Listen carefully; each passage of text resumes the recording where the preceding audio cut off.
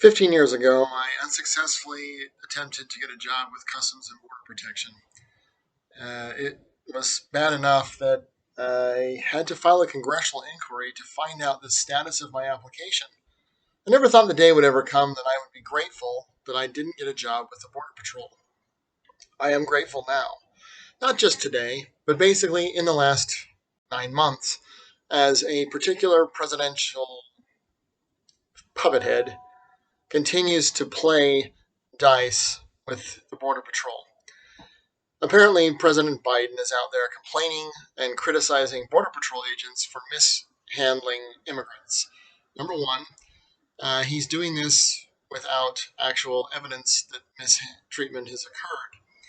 I like how whenever something even remotely bad happens, people jump to the conclusion that of necessity the person alleging a, a crime is correct.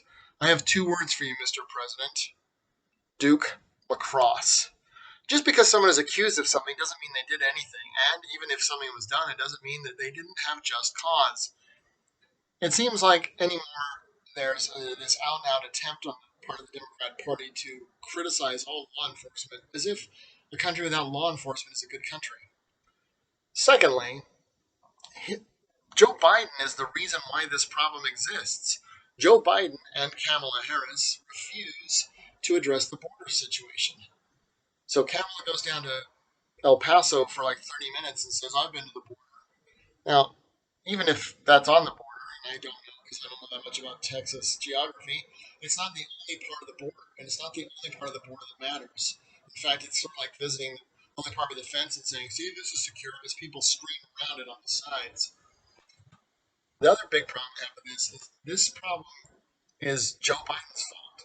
He's not supporting the border patrol. He's not supporting starting immigration policy. He's not supporting the law. He's supporting the law in order to get a bunch of migrants to flood into this country for one of two most likely things. Number one, for all the votes he can buy with goodie bags and citizenship. Number two, so that they'll bring COVID into the country with them, whatever new outbreak it is that he's threatened might come as an excuse to have even more restrictions on the populace. This is a self-licking ice cream cone of doom where he's creating the problem, saying, I'm going to solve it, and then criticizing anyone else who's trying to solve it in any way other than the resolution he wants to achieve the outcome that he desires.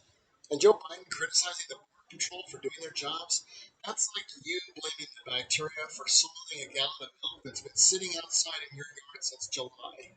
Because that's what we have here. Joe Biden left it sitting there, and it's gone sour, and it's gone south. And now he's looking at it going, hey, you shouldn't spoil that milk. Well, you know what? For every action, there's an equal opposite reaction. And I'm fit to be tied.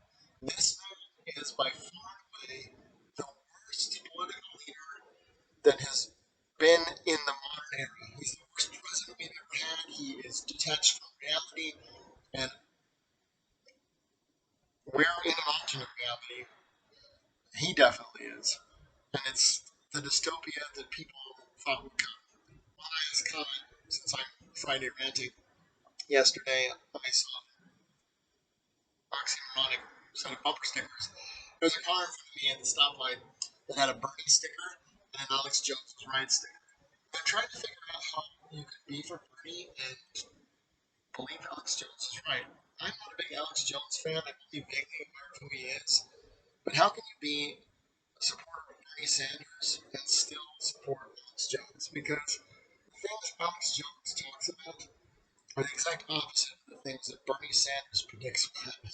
So, I don't get it. There are people who insist on having you know, both sides of the coin all the time, and having both outcomes all the time, even when the outcomes are mutually exclusive.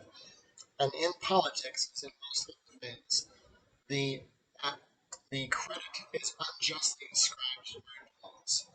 The people who didn't have anything to do with it take credit, and the people who didn't have anything to do with it unjustly ascribed blame. And that's what I think we're seeing at the border patrol. Now, if they're bad agents, the border patrol almost certainly. And every barrel of apples has at least one bad apple. And the longer it stays there, the more the other apples get corrupted along with it. But Democrats are trying, like to say, not judge behavior of a few.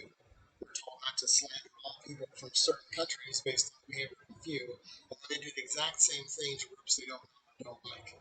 I watched a YouTube video yesterday, and the guy said, "What's the thing you like most about the world?" And she said, "Going outside in nature, getting fresh air." What's the thing you like least from Republicans? As if every Republican is evil, and as if the way to not be an evil person is to just not be a Republican.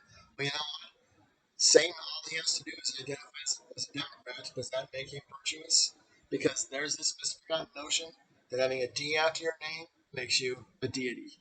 And that's quite frankly arrogant and inaccurate. Godspeed. Have a good weekend. Good luck. We're going to need it.